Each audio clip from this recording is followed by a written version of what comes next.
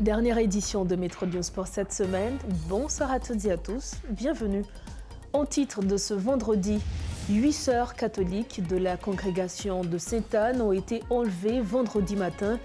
Les membres présumés du gang de Grand Ravine sont soupçonnés d'avoir perpétré cet enlèvement dans cette zone dépourvue de forces de l'ordre. L'entrée de Guy Philippe dans le jeu politique actuel complique la situation dans le pays. Selon l'expert indépendant de l'ONU en Haïti, William O'Neill, la présence de l'ex-chef rebelle en Haïti augmente le risque de confrontation violente, affirme M. O'Neill. Et puis de plus en plus de leaders politiques soutiennent les mouvements de changement. Après Claude Joseph, Dédé et Jean-Charles Moïse de Petite-Dessalines, le président de l'accord de Montana se joint à cette tendance.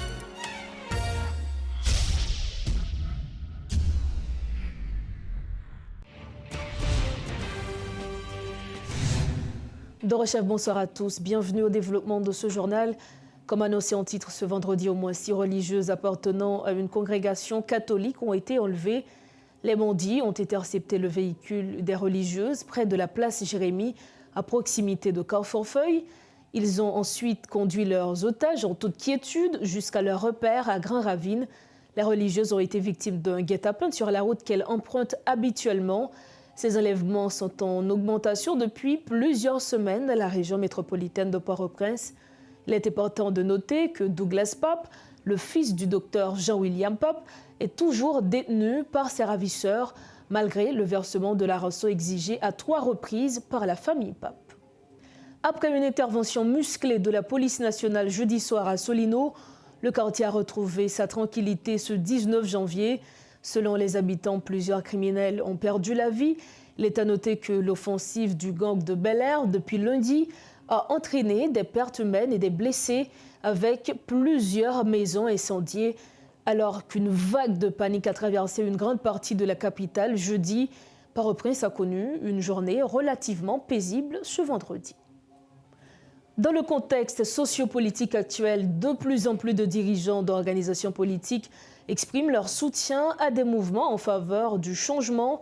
Après Claude Joseph du parti Aidé et Jean-Charles Moïse de Petite-Dessalines, c'est le président de l'accord de Montana qui adhère à cette idée. Depuis l'appel à la désobéissance civile lancé par l'ancien chef rebelle Guy Philippe, des membres de groupes armés, dont la BESAP, un corps relevant du ministère de l'Environnement, se préparent à une révolution. Simultanément, le chef de gang notoire Jimmy Cherizier, également connu sous le nom de Barbecue, salue l'initiative de Guy Philippe qui a lancé un appel à la révolution depuis son retour au pays. Ça que nous vivons aujourd'hui, ce n'est pas la première fois que nous vivons dans l'histoire du pays d'Haïti. Ça que nous vivons aujourd'hui, ils ont habitué à faire déjà. Ils ont choisi, ils prennent des gens qui sont dans la police, ils prennent des gens qui sont dans l'armée, ils prennent des jeunes garçons, jeunes femmes qui sont dans le pays avec des âmes dans les mains. Dans l'idée que va faire gros changements. Mais nous connaissons très bien côté ça mener. Et d'ailleurs nous faisons expérience là. Il y a des gens qui ont assez l'âge pour voir qui s'est passé. Les fins crasés brisés dans le pays, qui s'est fait. Il y a le ministère de l'économie et des finances, il y a la douane. Il y a chaque sortie avec bidon projet, il y a chaque sortie avec bidon franchise et puis il y a lagué nous dans ça que nous est là. Et le pire de tout ça, pour nous répéter, même monde que vous utilisez pour craser briser dans le pays, c'est le même monde qui ça fait. Ils servent avec un contorchon. Après ça, ils vont en exil, ils vont en prison, et puis ils continuent à jouer dans le pays, à craser briser. Donc nous-mêmes nous disons, c'est les âmes que nous avons. Résistance pacifique. Il faut que nous prenions conscience pour nous mettre tête ensemble pour nous connaître qui ça n'a fait avec le pays. Nous-mêmes, là, on a parlé de changement dans le pays. Il faut que tout groupe monde qui est dans le pays, on a parlé de jeunes garçons, jeunes femmes qui attendent nous là. On a parlé de monde socio-professionnel qui progressent dans le pays. C'est vrai, il y a plus de monde qui peut, mais tout le monde n'est pas capable dans le pays. Il faut que quelque part, il y ait des monde socio-professionnels qui décident pour nous faire unité ça. Il faut que dans le syndicat, il y ait des gens progressistes pour nous faire unité ça, pour nous écouter que nous parlons avec le pays. Ça. Donc nous-mêmes, nous avons parlé avec au niveau international, même gens que nous avons parlé avec les secteurs politiques, socio-professionnels dans le pays, même gens tout, nous avons une mobilisation. En ce qui a trait à la mission multinationale de soutien à la sécurité, au moins 1000 policiers devraient être déployés en Haïti.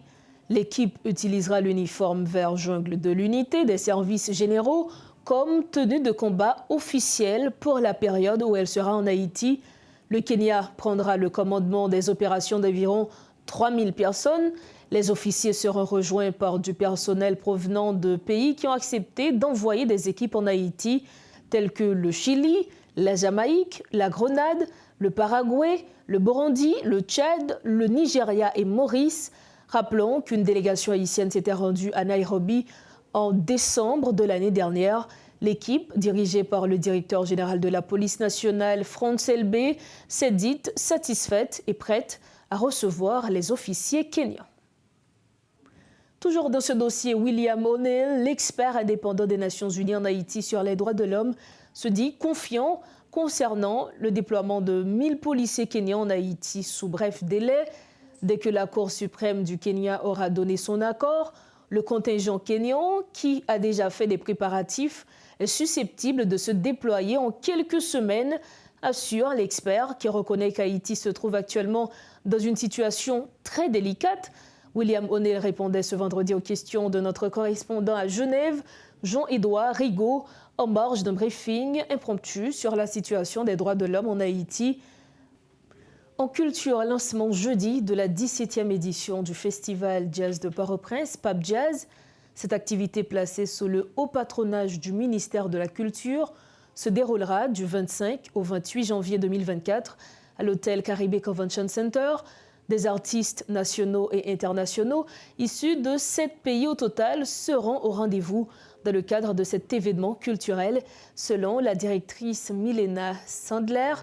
Comment se présente la répartition de la programmation et quelles sont les nouveautés de cette année? Reportage Rodolphe Pierre-Louis. Une fois de plus cette année, le Festival Jazz de Port-au-Prince annonce la couleur à travers sa programmation qui s'étendra sur une période de 4 jours à l'hôtel Caribé Convention Center. Les organisateurs de cette activité, notamment Milena Sandler, affirment que tout est déjà prêt pour accueillir le grand public. Avec chaque soir 3 têtes d'affiche et le Rara Foloja, comme toujours, entre les 7. C'est la scène Prestige qui fait l'ouverture le 25 janvier. Barbancourt aura 2 scènes cette année, le 25 et le 28 en clôture, et la scène Sunrise Airways, quant à elle, sera le 27 janvier. Les scènes du Caribé sont payantes, 4500 gourdes chacune, les 25 et 26, et un tarif exceptionnel de 1000 gourdes chacune, les 27 et 28 janvier. Il y a aussi des billets. Les billets sont disponibles au Caribé, aux 2 librairies La Pléiade, à Belle Optique et en ligne sur Eventbrite à un tarif préférentiel de 85 $ pour un package de 4 jours. L'ensemble des autres activités du Pape Jazz sont gratuites. Des artistes internationaux issus d'horizons divers seront de la partie. En partenariat avec l'Union européenne et 509 Sanitation, nous proposons une journée de sensibilisation à la préservation de l'environnement le 28 janvier à la place Boyer. Et cette année encore, les grandes scènes du Pape Jazz sont en live stream en partenariat avec la BRH et pour la première fois, des screenings, c'est-à-dire des sessions de visionnage du festival, seront organisées hors du pays, par exemple à la Maison d'Haïti, Macaya Café à Montréal, à Orlando, à So Beach à Las Terrenas et à la Creole Beach en Guadeloupe. Comme pour chaque année, la directrice Sandler indique avec précision les nouveautés de cette 17e édition. Cette fois, c'est avec le Centre culturel Caraïbes, avec les scènes découvertes, sur lesquelles nous offrons la chance à 8 groupes ou musiciens, musiciennes, de donner une prestation devant un vrai public dans des conditions optimales. Ça sera le 27 et le 28 janvier à partir de 2h, donc au Centre culturel Caraïbes. Comme toujours, l'un des volets les plus importants du festival pour assurer la relève sont les ateliers qui sont donnés chaque matin par les musiciens qui sont programmés au festival. Et ils seront donnés cette année au Centre culturel Brésil-Haïti. Il y aura 8 ateliers au total. Nous avons introduit le volet cinémathèque, au Cap Haïtien l'année passée à l'Alliance française. Et maintenant, c'est acté. Nous aurons donc des films au Pape Jazz dorénavant. Et donc, en partenariat avec l'IFH, les 25 et 26 janvier, nous proposons 6 films sur la musique, le jazz et le monde du spectacle. Et le workshop que nous cherchons à mettre sur pied depuis au moins 2014, c'est le Jazz Putimoun. Ça nous tient vraiment à cœur et on est très, très heureux de pouvoir mettre ça en place cette année. Ça sera donc 2 ateliers pour les enfants de 6 à 13 ans qui combinent initiation à la musique, au jazz, à la peinture et au recyclage. 7 ambassades joueront leur partition dans le cadre de cette initiative. 2 ministères, celui de l'éducation et de la culture, et pour couronner le tout, la BRH. D'un côté, on aura Abel Rabade, l'un des membres de son trio, et le grand contrebassiste haïtien Gérald Quebro de l'autre côté. Le célèbre groupe mexicain Las Jerónimo Quintet. Ce groupe unique fusionne des sonorités de jazz avant-gardistes avec des nuances de tradition musicale mexicaine. Félicitations, bravo, c'est exceptionnel d'être là avec un certain nombre d'artistes. On a décidé d'appuyer quand même via cette initiative du dimanche Place Boyer, donc la collecte pour des déchets, la gestion des déchets. C'est pas parce que le pays est bon qui fait nous prendre temps ça pour notre activité, c'est parce que le pas bon. Parce qu'il y a une difficulté qui fait nous rassembler toute qualité d'énergie. Philosophes, sociologues, historiens, artistes, musiciens, toute qualité de monde qui travaille, c'est force vive paysan et c'est sens participation nos matières. Que nous réaffirmons encore une fois notre volonté de contribuer à la promotion de l'inclusion, l'éducation musicale et de la diversité culturelle en Haïti. Et au nom du gouverneur de la Banque centrale, M. Ronald Gabriel, nous souhaitons donc à la Banque centrale bon festival à toutes et à tous. La 17e édition du Grand Festival Pape Jazz est lancée ce jeudi et cette activité aura lieu dans exactement 8 jours, c'est-à-dire jeudi 25 jusqu'au 28 janvier 2024. Notons que cette initiative cette année est lancée dans un contexte assez difficile, un contexte sociopolitique qui laisse à désirer, mais en dépit de tout, les organisateurs comptent sur la participation du grand public afin de réussir cette 17e édition. Paul Léel et Rodolphe Pierre-Louis pour Télémétropole. Autre nouvelle, la société Rome Barbancourt rejette d'un revers de main toutes les allégations faisant croire que l'entreprise distribue des produits de mauvaise qualité dans le pays. C'est ce qu'a révélé lors d'une conférence de presse tenue ce vendredi les conclusions de son enquête sur les bouteilles contrefaites remplies d'alcool frelaté et vendues illégalement. La présidente de cette entreprise, Delphine Gardère, a également fourni une description de la véritable bouteille Barbancourt. Le sceau d'inviolabilité, clairement marqué autour du col de la bouteille, la véritable bouteille de Barbancourt qui contient 9 fois moins de méthanol, ce qui est autorisé par les normes internationales, rappellent les responsables qui reconnaissent en même temps que cette bouteille contrefaite est bel et bien en circulation, mais ils promettent de prendre des mesures pour endiguer cette manipulation visant à ternir l'image de cette fierté nationale.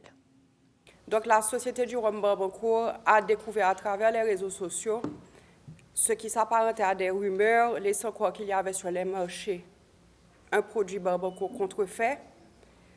Après avoir immédiatement réagi pour confirmer ces rumeurs, nous pouvons confirmer ces rumeurs. Nous avons effectivement, à notre grande surprise, trouvé sur le marché des bouteilles usagées de Barbancourt qui ont été remplies d'alcool adultéré et se faisant passer pour nos produits sur le marché. Nous avons bien sûr tout de suite informé les autorités compétentes et pris des mesures immédiates pour faire face à cette situation. En tant que société responsable, notre engagement vers la sécurité des consommateurs fidèles est notre priorité absolue. Et le niveau de standard auquel nous nous soumettons Barbancourt, qui permettent de rejeter d'un revers de main que ces produits ne proviennent absolument pas de la Société du Rhum Barbancourt.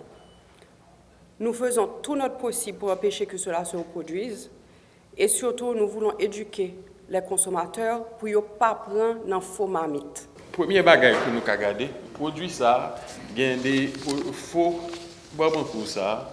Nous avons déjà des signes clairs qui montre nous que ce n'est pas un produit authentique. Gagner une bouteille là lui-même, il vient avec une étiquette qui est usagée, une étiquette qui est sale et déchirée à certains endroits. Et nous avons tout que ça relève en collerette, nous avons comme ça en capsule de plastique transparent qui mettait sous bouteille ça. Et ils ont même utilisé une double capsule.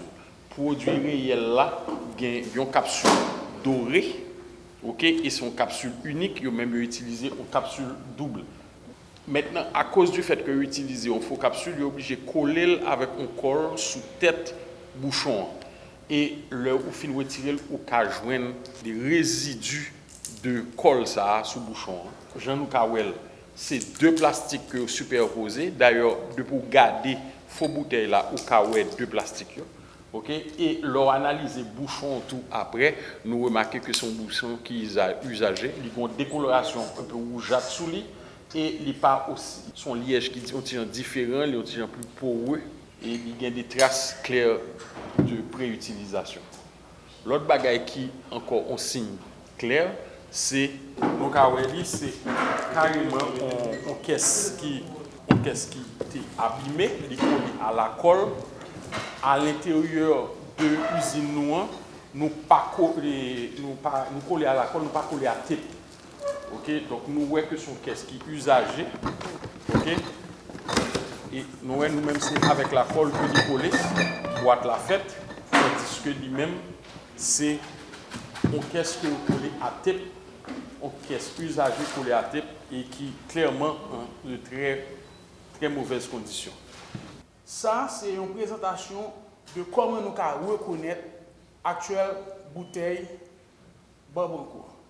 Petit plaque là, pour nous reconnaître, la bien non Barbancourt dans le bouchon.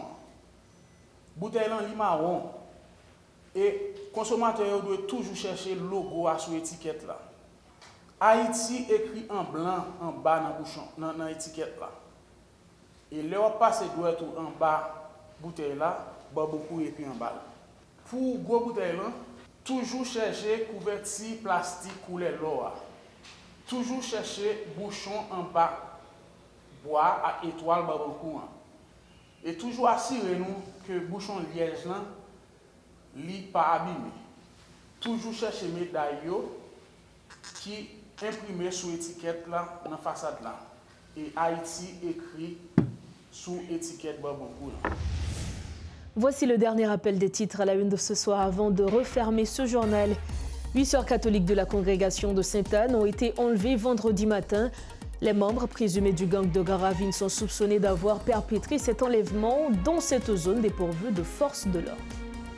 L'entrée de Guy Philippe dans le jeu politique actuel complique la situation dans le pays. Selon l'expert indépendant de l'ONU en Haïti, William O'Neill, la présence de l'ex-chef rebelle en Haïti augmente le risque de confrontation violente, affirme M. O'Neill. Et puis de plus en plus de leaders politiques soutiennent les mouvements de changement. Après Claude Joseph du parti Aidé et Jean-Charles Moïse de Petite Dessalines, le président de l'accord de Montana se joint à cette tendance.